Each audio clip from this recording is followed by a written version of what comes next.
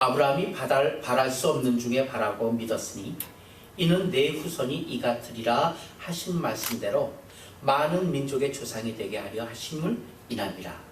그가 백세나 되어 자기 몸에 죽은 것 같은가 사라의 태에 죽은 것 같은 걸 알고도 믿음이 약하여지지 아니하고 믿음이 없어 하나님의 약속을 의심치 않고 믿음에 견고하여져서 하나님께 영광을 돌리며 약속하신 그것을 또한 능히 이루실 줄을 확신하였으니 그러므로 이것을 저에게 의로 여기셨느니라. 저에게 의로 여기셨다 기록된 것은 아브라함만 위한 것이 아니요 의로 여기심을 받을 우리도 위함이니 곧 예수 우리 주를 죽은 자 가운데서 살리신 이를 믿는 자니라. 예수는 우리 범죄함을 위하여 내어주게 되고 또한 우리를 의롭다 하심을 위하여 살아나셨느니라. 아멘. 바랄 수 없는 중에 바라고 믿었으니 아브라함은 이렇게 지켜 올려 세웠습니다. 100세가 되어 자기 몸에 죽은 것 같은, 그리고 사라의 태에 죽은 것 같은 걸 알고도 믿음이 약해지거나 믿음이 없어지거나 그러지 아니하고 하나님의 약속을 또 의심치 않았다고 기록되어 있습니다. 근데요, 사실 아니에요. 창세기 보게 되면은 아브라함이 이런 수준의 믿음을 가진 것을 그 어디에도 볼 수가 없어요. 그런데 지금 이렇게 말씀하고 계세요. 뭐가 믿음인가? 믿음의 본질이 무엇인가? 믿음의 본질을 갖고 책을 또 뒤져가 봤어요. 성경학자들은 믿음의 본질을 뭐라고 하는가? 학자마다 견해가 달라요. 대부분 두 가지의 견해로 나눠볼 수 있거든요. 첫 번째 견해는 이해하지 못하면 확신할 수가 없다. 그렇기 때문에 믿음은 이해, 즉 아는 지식이 전제되어야 된다. 맞는 얘기잖아요. 알지 못하고 어떻게 믿어요? 맞는 얘기예요. 다소 일반적인 이야기이기도 하고 세상적인 가치에서 본 신뢰라는 것이 아닌가, 이런 생각을 갖기도 합니다. 틀린 건 아닙니다. 또 어떤 학자는 우리의 모든 확신은 하나님에게만 있다. 그렇기 때문에 하나님 쪽에 있는 자만이 요동하지 않는다. 왜? 하나님은 변함이 없으시니까. 그렇기 때문에 고로 믿음은 하나님 안에 있는 것이 곧 믿음이다. 틀리지 않아요. 맞아요. 왜냐하면 믿음이라는 건요, 과거 일어난 사실에 대한 확신이 아니죠. 사실 우리가 믿는 믿음은 과거 일어난 사실에 대한 확신이 아니라 믿음의 대상인 하나님께서 하나님에 대한 미래에 대한 확신이죠. 하나님께서 어떻게 해주실 것이다 라는 미래에 대한 확신이 더 큽니다. 그래서 미래에 대한 신뢰이기 때문에 하나님에 대한 인격이 근거가 되어야 된다. 그러니까 그분은 믿을 수 있어야 되는 거예요. 그러니까 예를 들어서 내가 누구를 갖다 믿는다 할 때, 이 사람이 이런 상황을 당하면은 이렇게 할 거야 라는 어떤 신뢰가 있는 것이죠. 그거와 마찬가지로 하나님에 대한 것도 신뢰가 근거가 되어야 될 때 그 신뢰는 무엇이 바탕이 되냐면 인격이 바탕이 되어야 된다. 그렇기 때문에 믿음의 본질은 인격이다.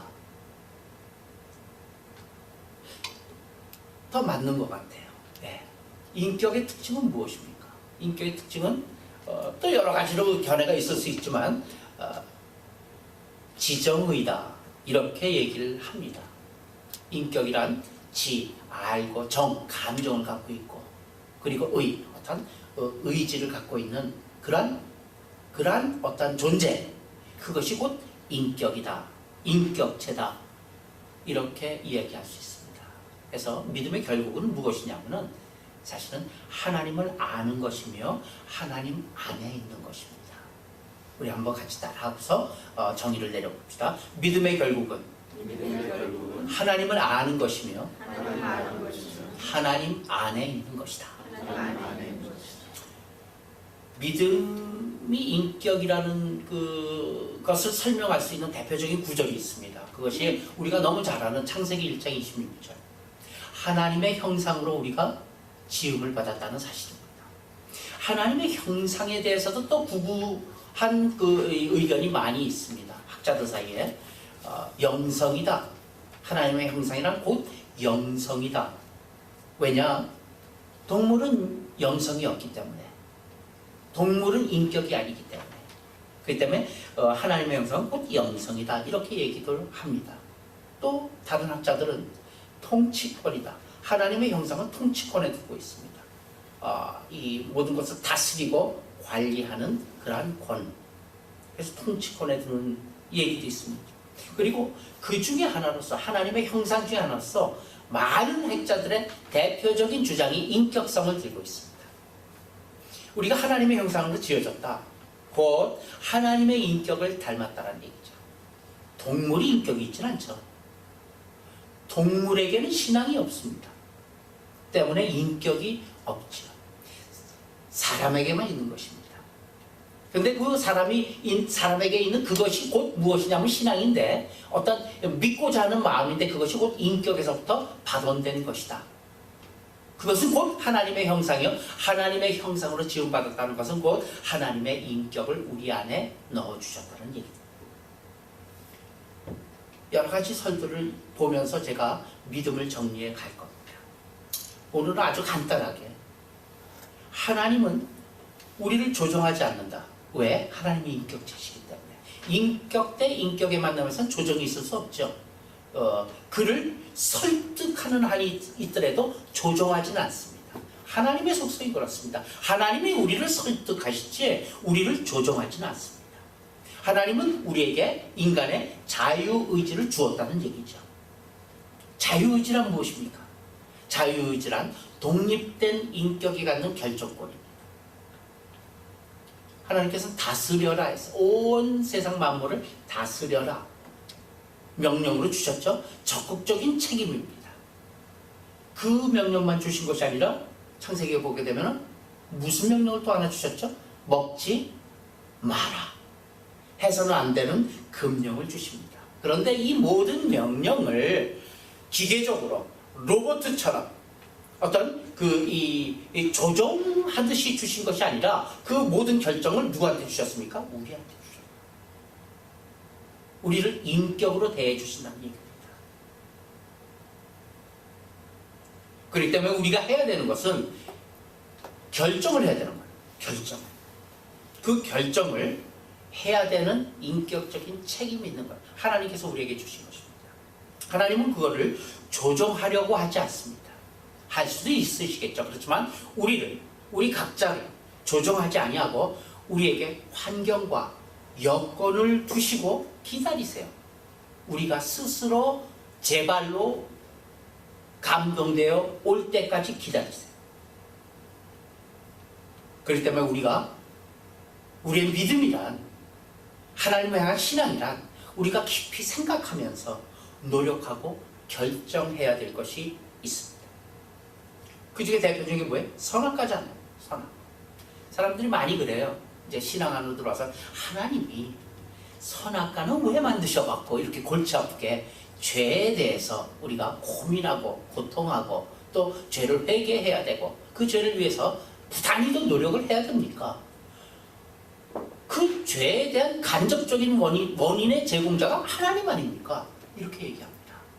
하나님이 왜 선악과를 만드셨습니까? 또 하나님이 선악과를 만들었다면은 그걸 갖다 따먹으려고 그럴 때 그 뱀을 갖다가 주리를 틀든가 따먹지 못하게 팍 화yan검으로 막든가 하셔야지 그걸 따먹게 그냥 놔두셨습니까?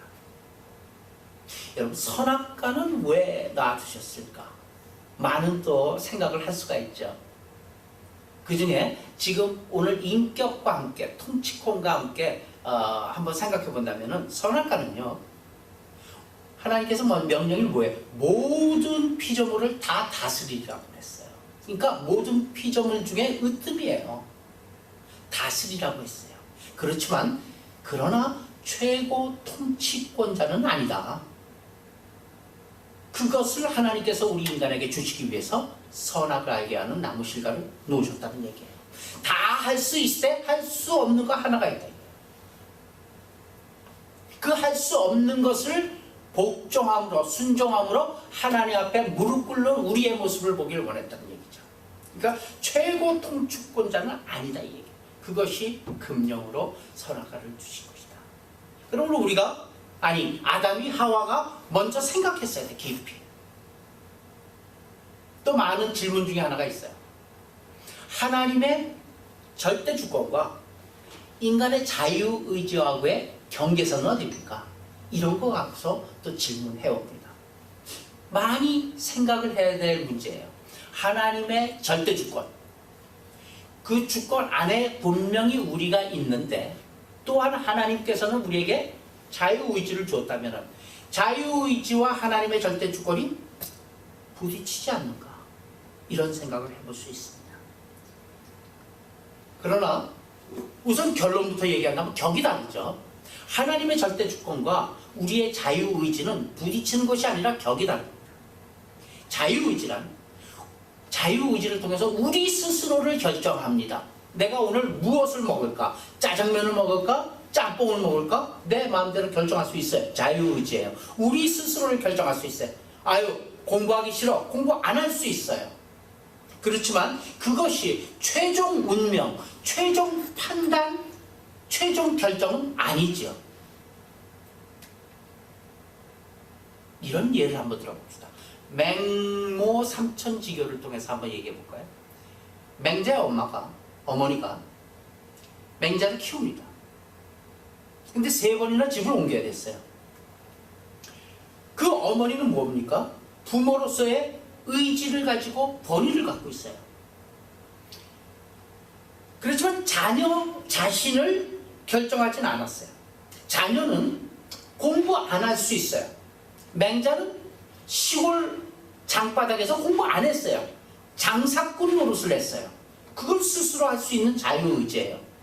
그걸 가만 보고서 자기를 결정하는 것은 맹자가 스스로를 결정을 했어요. 그래서 장사꾼도 됐고 또 무슨 또 다른 그 놀이도 했고 그렇게 잘할 수 있어요. 그렇게 생활할 수 있어요. 그러니까 맹모가 잡아다 놓고 이사를 갔어요.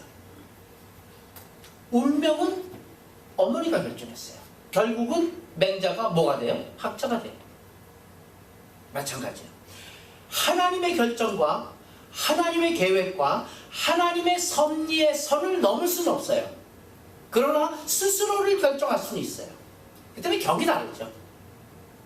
그래서 하나님의 이 절대 주권, 그 안에 있는 믿음, 사실 결론 마지막에서 얘기할 것이지만 믿음은 우리에게 있는 건 아닙니다.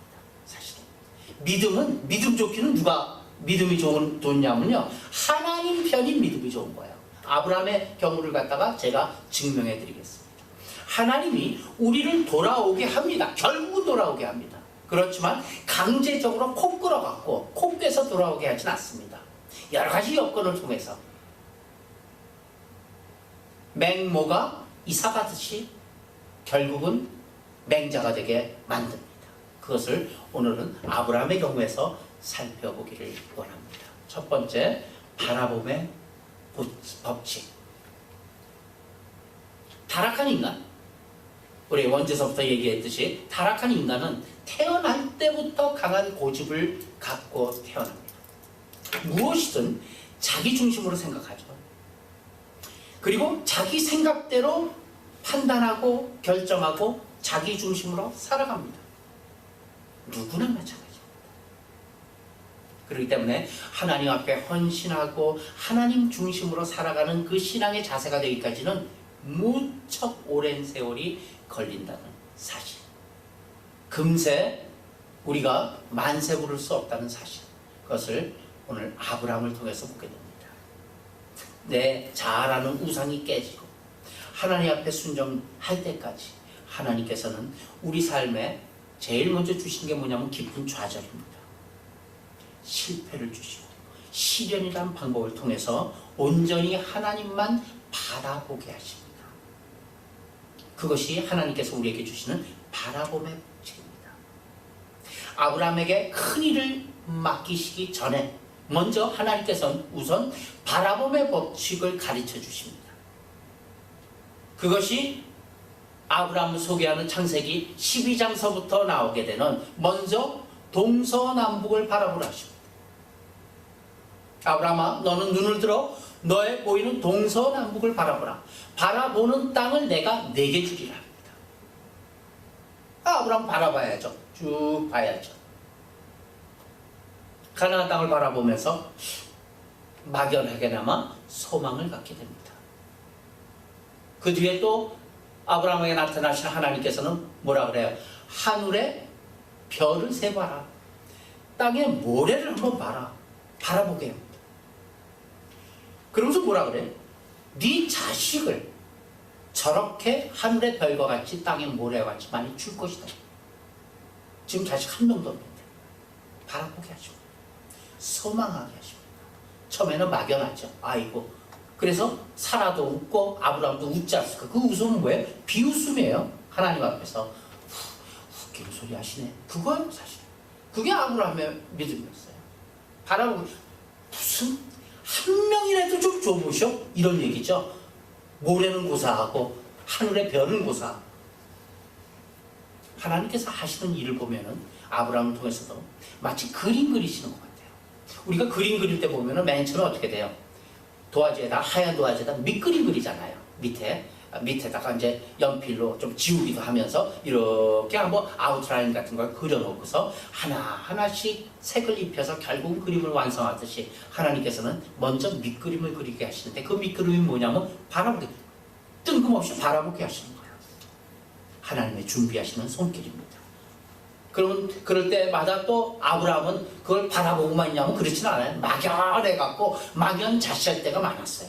그때마다 하나님 어떻게 하셨어요? 그냥 놔두셨어요. 안 돼. 그래서 어디까지 놔두십니까? 이스마엘 날 때까지 놔두시는 거예요. 하나님은 얼마든지 막을 수 있어요. 이스마엘을. 그럼 놔두셨어요. 자유의지죠. 그러나 결국 이스마엘로 인해서 하나님께서는 13년을 아브라함 앞에 침묵합니다. 실패를 뼈저리게 느끼게 하죠. 늘 동행하는 하나님이 안 보이는 거예요. 우리도 그럴 때가 있지 않습니까? 기도하다 보면은 막막할 때 내가 좀 뭘 기도해야 되나? 막연할 때. 왜? 응답이 없기 때문에. 뭘 조차 기도해야 될지 모르기 때문에. 그런 막연할 때가 있습니다. 놔두시는 거예요, 하나님. 아브라함은 그냥 내깔려 둠을 13년을 지냅니다. 13년의 서송세월이 지나고 난 다음에 아브라함의 나이가 99세가 돼요. 예전엔 그래도 좀 애를 낳을 수 있는 기력이라도 있었죠. 99세가 돼갖고 고목나무가 돼버렸어요. 아브라함도 고목나무, 아내인 사라도 고목나무예요. 이제 더 이상 바라볼 수도 없어요. 그때 하나님께서는 뜬금없이 나타나갖고 너는 하나님 앞에서, 너는 여호와 앞에서 온전하다 그러면서 나타나십니다. 그러면서 이름을 바꿔주시죠. 그래서 아브람이 뭐라고 돼요? 아브라함이 됩니다. 열국의 아비가 됩니다. 사례는 결국 사라가 됐죠. 무슨 뜻일까요? 바라봄의 법칙을 통해서 마음에 믿었던 것, 신랄같이 믿고 있었던 것, 그것을 점점 구체적으로 보여주시다가 이제는 입으로 강제적으로 시인하게 만드신다는 얘기예요. 입으로 시인하는 게 굉장히 중요합니다. 우리들 믿음에 있어서. 믿지 않지만, 아예 생각조차 거기까지 가지 않지만 입으로 시인하게 하는 거야. 이제부터는 이름을 바꿨으니까 부를 때 뭐라 그러겠어요? 아내를 부를 때 사내라고 부르지 않고 사라라고 부를 수밖에 없어요. 열국의 어미여 이렇게 부를 수밖에 없어요. 아내는 남편을 뭐라 그래? 열국의 아비여. 열국은 무슨 열국 고사하고 자식 하나가 없는데 무슨 열국의 아비입니까? 열국의 아비. 그렇지만 그렇게 입으로 강력하게 시인하게 만듭니다. 계속 부르는 게 이름 아니겠어요? 입술의 고백. 그 입술의 고백 앞에 여전히 웃고 있는 아브라함이에요. 여전히 웃고 있는 사라였어요. 무슨 소리 하시네. 하나님은 그 다음 단계로 인도를 하시죠. 그 다음에는 성경의 무대가 바뀌어집니다. 그래서 소돔과 고모라 성이 소개돼요. 그게 18절, 19절의 사건. 그것도 이 의미가 있는 거예요. 소돔과 고모라 성은 뭐냐면요, 하나의 원인이죠. 사실 아브라함 쪽에서 볼 때는 하늘로부터 유황불이 나와가고 온 성 자체가 타버릴 수 있는 가능성, 하나님께서는 이런 심판도 하시는 분이시다.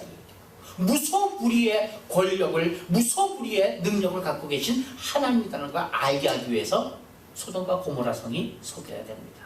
그 다음 재밌는 게 있어요. 20장으로 넘어오면서 누가 등장합니까? 아비멜렉이 등장해요. 아주 재미있는 사건이에요. 아비멜렉이 있는 그랄 땅에서 거하게 됩니다. 남방으로 이주해갖고 그랄에 살게 되었을 때, 이때도 아브라함은 하나님 믿는 신앙은 고사하고 두려움에 떨고, 그래서 또다시 창피를 당하죠. 자기 아내를 누이라고 속입니다. 사례가 이쁘기 때문에, 자기 아내가 이쁘기 때문에 그랄 땅에 있는 아비멜렉 왕이 자기 처로 만들까봐, 그러면은 처로 만들기 위해서는 어떻게 돼? 자기를 죽여야 되잖아요. 그래서 자기의 목숨이 위태로워지니까 아내를 누이로 속입니다. 다시 자기 목숨만은 부지하려고. 아내는 줄더라도 이 수준이 아브라함이에요. 그러니까 저는 이걸 읽으면서 어느 쪽이 더 믿음이 좋나 하면은, 사실은 아브라함이나 누구 쪽이 믿음이 좋아요? 하나님의 믿음이 대단하더라고요. 하나님의 믿음이 좋은 거예요. 그래서 앞서 뭐라 해요? 믿음은 하나님 안에 있는 거예요. 성경적으로도 제가 펼쳐보이겠습니다. 그곳 왕 아비멜렉은 아브라함을 그대로 믿습니다. 그래서 사례를 자기 집으로 데려왔어요. 이제 마누라 뺏긴 거예요. 그게 2절에 나옵니다. 그날 밤 하나님께서는 아비멜렉의 꿈에 나타나요. 그래서 사례를 아브라함의 아내라고 분명히 말씀해 주면서 아브라함에게 돌려주라고 하죠. 그게 6절, 7절, 20절. 아비멜렉은 두려움에 떨게 돼요. 하나님이 꿈에 나타나서 얼마나 무섭게요. 그래서 아브라함을 관대하게 해서 사례를 다시 돌려보냅니다. 그게 20장의 줄거리예요. 자, 뜬금없이 아비멜렉이 왜 나타났을까? 아비멜렉이 사례를 취하고자 함이 그녀가 아름답기 때문이었을까? 그게 아니에요. 아비멜렉도 자식이 없었잖아요.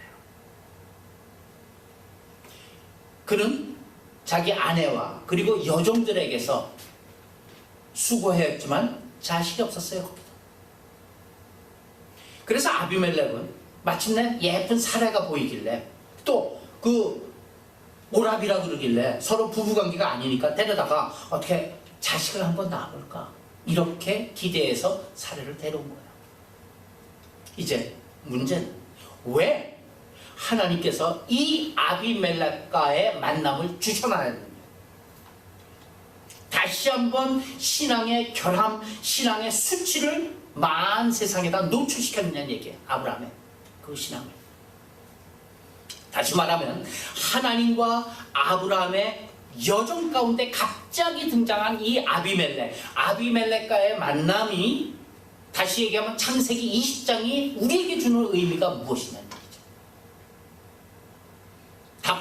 답부터 보자면은, 아브라함과 사라에게 하나님을 믿게 하기 위해서 아비멜렉이 엑스트라로 등장한 것입니다. 하나님께서는 그들에게 하나님은 무에서 유를 창조하시는 전능하신 분임을 계속해서 알려주시기를 원했어요. 그래서 구체적으로 경험하기를 원한 거예요. 맨 처음엔 바라봄의 법칙이었어요. 그리고 입으로 강제적으로 시인하게 했어요. 그렇지만 또 믿지 않는 그 아브라함에게 어떻게, 그 다음 단계가 뭐냐면 눈으로 보여주게 해요. 구체적으로 경험하기 위해서. 모든 것은 전적으로 하나님의 계획과 하나님의 이루심임을 깨닫게 하기 위해서 하나님께서는 아브라함의 몸이 고목나무가 될 때까지, 99세가 될 때까지 고의적으로 기다렸어요.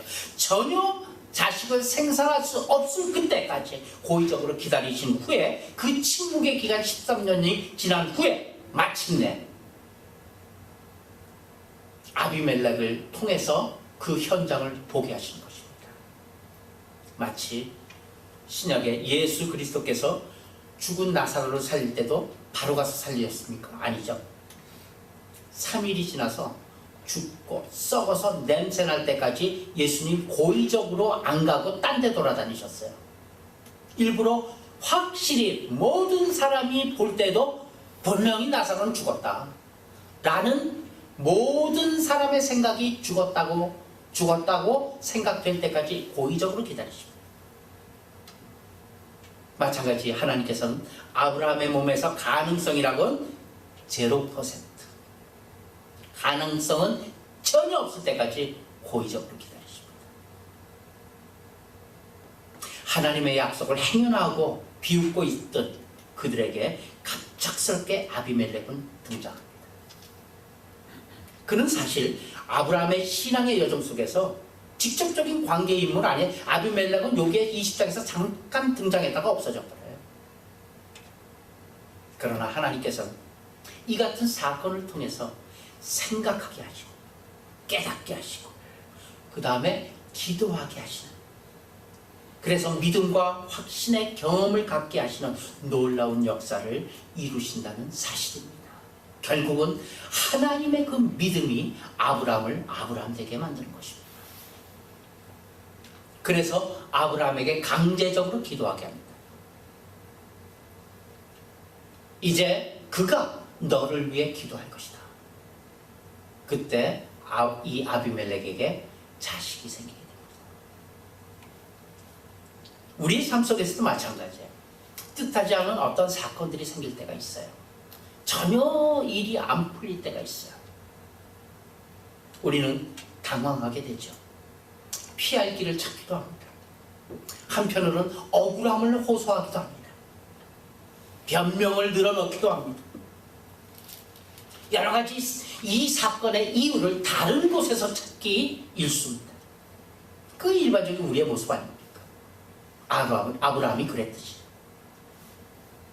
그러나 우리는 이 아브라함 사건을 통해서 하나, 우리들의 사건의 배후를 직시하는 그러한 지혜가 있어야만 됩니다. 이 모든 사건의 배후에 누가 계십니까? 하나님께서 계십니다. 하나님의 의중을 읽어야 된다는 사실이죠. 창세기 20장 7절 죽어있죠? 시작. 이제 그 사람의 아내를 돌려보내라. 그는 선지자라. 그가 너를 위하여 기도하리니 내가 살거니와 내가 돌려보내지 않으면 너와 내게 속한 자가 다 정령 죽을 줄 알지니라.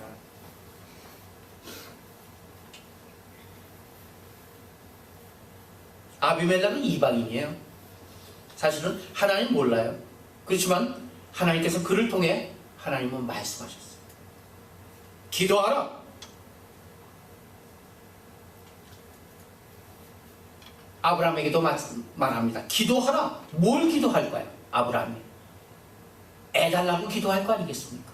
기도하라. 그 사건 속에 스스로 목매이지 마라.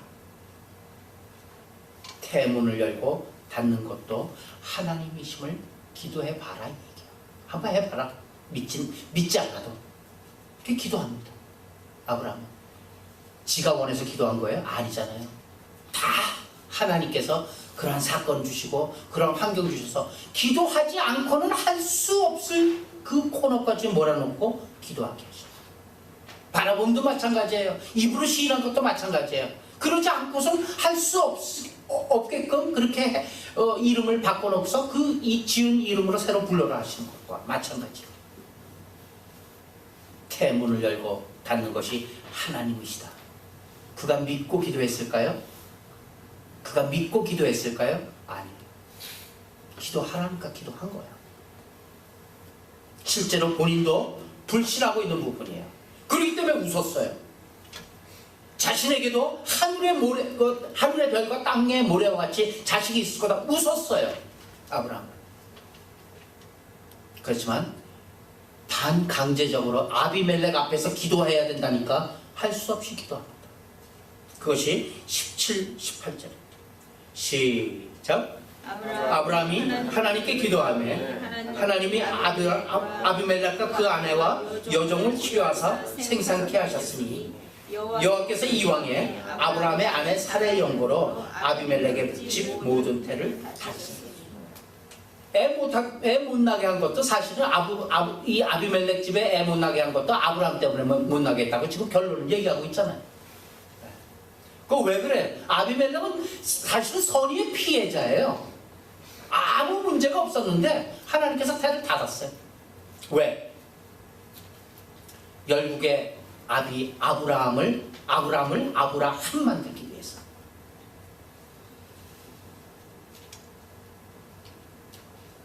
하나님께서는 아비멜렉의 집을 치료하십니다. 그와 동시에 그 치료하신 이유가 뭐예요? 하나님께서는 아브라함에게 확신을 심어주기 위해서입니다. 직접 눈으로 본 아브라함 믿지 않을 수가 없는 거예요.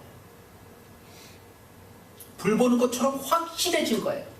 와, 없던 자식이 생기네. 그런 확신을 심어주신 후에 마지막으로 네 번째로 이루어 주신 것입니다. 하나님께서는 큰 믿음을 누구에 있는? 하나님께 있는 큰 믿음을 아브라함에게 심어주십니다. 반강제적으로 심어주신 거예요. 환경 속에서 오랜 기간 동안, 그것도 75세에서부터 25년을 기다리면서 심어준 거예요. 이윽고 사라의 태를 열어 이삭을 잉태하게 하신 것입니다. 할렐루야. 본문으로 돌아와서 로마서 4장 18절 시작. 아브라함은 바랄 수 없는 중에 바라고 믿었으니 이는 내 후손이 이 같게 하신 말씀대로 많은 민족의 조상이 되게 하려 하심이니라. 어떻게 아브라함은 바랄 수 없는 중에 바라고 믿을 수 있었습니까? 그렇게 그 믿음이 점차 견고해지고 하나님께서 능히 이루실 확신의 삶을 살 수가 있었냐는 얘기예요. 누가 한 거야? 아브라함이 한 거예요? 하나님이 하신 거예요. 하나님. 아브라함 되기까지 하나님께서 애쓰신 거예요. 아브라함은 아무것도 한 거 없어요. 아브라함의 믿음이 우리가 생각하는 그런 믿음에서 출발한 게 아니라니까요. 많은 시행착오, 많은 실패를 거듭하시면서 하나님께서 이루신, 하나님께서 애쓰신 하나님의 작품이라는 사실입니다. 하나님께서는 그런 아브라함을 자기가 다 만들어 놓고 그 아브라함을 뭐라 그러냐면 의롭다 하십니다. 너의 믿음을 보니 참 의롭다 하십니다. 우리들이 애들 키워보면 알잖아요. 애들이 뭐 하려고 그러면은 영 잘 못할 때 다 해놓고, 부모가 다 해놓고 마지막에 뭐 요거 하나만 싹 하면은 뭐 눈 하나만 그리면은 이 그림은 완성돼요. 그래갖고 눈 하나 그려, 야 잘했다. 네가 이렇게 멋있게 그렸구나, 이렇게 하잖아요. 하나님도 마찬가지입니다. 아브라함 되게 하나님께서 줄곧 만드셔놓고 그 다음에 그 아브라함의 믿음을 보고 의롭다 하시는 하나님. 근데 중요한 것은 거기에서 마친 것이 아니에요. 로마서를 보게 되니까 아브라함뿐만 아니라 우리도 똑같이 의롭게 여기시겠다고 말씀하십니다. 할렐루야. 아브라함 때문에 덤으로 약속받은 사람은 우리예요. 23절, 24절 본문 한번 같이 읽을까요? 시작. 저에게 의로 여기셨다 기록한 것은 아브라함만을 위한 것이 아니요 의로 여기심을 받을 우리도 위함이니 곧 예수 우리 주를 죽은 자 가운데서 살리신 이를 믿는 자이라. 아멘. 아멘. 감동이 되십니까? 아브라함과 똑같은 방법으로 우리도 다루시겠다고 말씀하신 거예요. 이 시간 우리들의 삶 속에 아비멜렉은 누구인가? 우리 각자가 한번 더듬어 보시기 바랍니다. 우리를 여기까지 인도하신 하나님께서 왜 아비멜렉을 두어서 창피하게 하고 또 힘들게 하고 있나?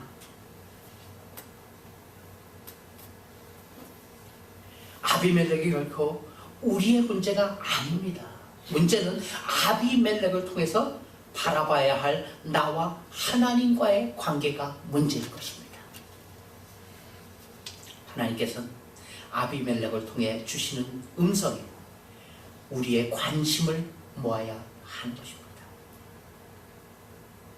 그것은 확신으로 감당해야 할 우리들의 기도입니다.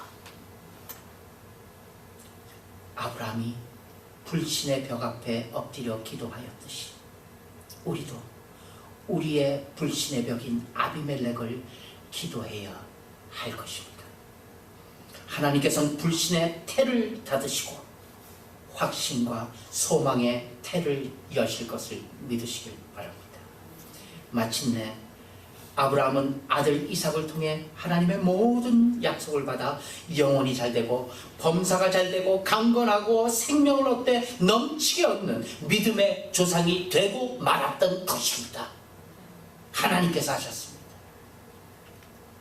그리고 그 같은 하나님께서 우리를 아브라함같이 부르시고 우리를 의롭다 하신 하나님께서는 우리도 바랄 수 없는 중에 바랄 수 없는 것을 바랄 수 있는 장성한 믿음에 이르기까지 우리를 분명 인도해 주실 하나님이심을 믿으시길 바랍니다. 그 하나님이 우리와 함께 하십니다. 내 무엇이 두려워하리요? 그 하나님께서는 오늘도 아브라함을 다루시듯이 우리를 다루시며 우리를 끝내 그 믿음의 그곳까지 인도해 주시기를 예수님의 이름으로 축원합니다. 아멘. 기도합시다.